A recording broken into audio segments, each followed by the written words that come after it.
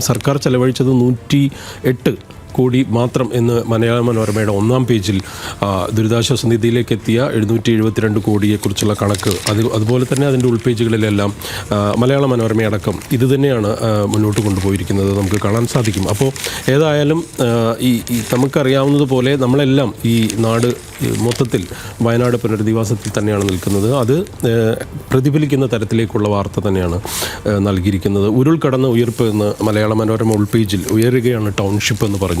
ഏതായാലും മാതൃഭൂമിയുടെ ഒന്നാം പേജിൽ പറയുന്നൊരു കാര്യം അത് പ്രത്യേകം എടുത്ത് പറയേണ്ടതുണ്ടെന്ന് തോന്നുന്നു. 1 വർഷമായിട്ടും ഒറ്റ വീട് പോലും ആയില്ല എന്നൊരു പ്രയോഗം അതിനകത്തുണ്ട്. പക്ഷേ അതിന് ദേശാഭിമാനിയിലടക്കം അല്ലെങ്കിൽ മറ്റ് പത്രങ്ങളിൽ ഇപ്പോൾ നമ്മൾ നേരത്തെ നടത്തിയ അല്ലെങ്കിൽ നമ്മൾ നൽകിയ ലൈവിലടക്കം പറയുന്നുണ്ട് ആ വീട് ഒരുങ്ങുന്നു, അതിൽ മാതൃകാ വീട് പൂർത്തിയായി കഴിഞ്ഞു. അതിൻ്റെ പടം ദേശാഭിമാനിയുടെ ഒന്നാം പേജിൽ നൽകിയിരിക്കുന്നു.